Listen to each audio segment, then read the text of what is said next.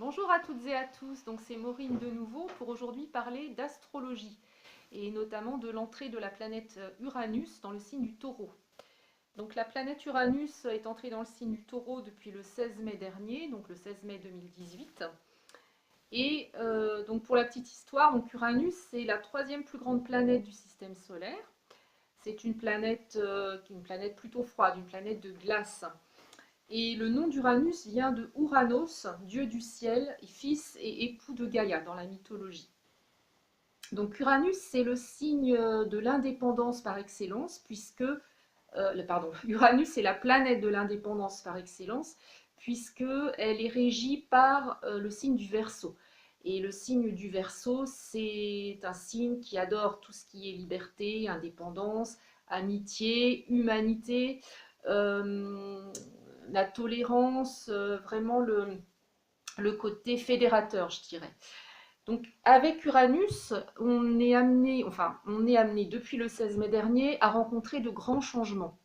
De grands changements qui peuvent être aussi bien très positifs comme très négatifs. Donc d'un côté, il peut y avoir depuis le 16 mai dernier un grand changement concernant par exemple des divorces, des indépendances assez importantes, de très grandes amitiés qui se développent, ou alors carrément, je dirais, tout l'opposé, c'est-à-dire une grande intolérance, des jugements préconçus, des marginalités, des envies de se mettre un petit peu hors la loi. Donc avec cette planète, comme vous l'aurez compris, on peut s'attendre à rencontrer l'extrême, c'est-à-dire soit un renversement total des codes établis, soit vraiment énormément d'empathie, énormément d'humanité, beaucoup de fraternité, d'amitié, etc. et une très grande indépendance. Toujours est-il qu'il s'agit là d'une planète Uranus qui a énormément d'énergie. Et c'est une planète qui va être propice également, qui peut être propice à l'anticonformisme, aux découvertes, par exemple, de nouvelles technologies. J'ai mes petites notes, donc je tourne ma feuille. Découverte de nouvelles technologies scientifiques ou nouvelles technologies informatiques.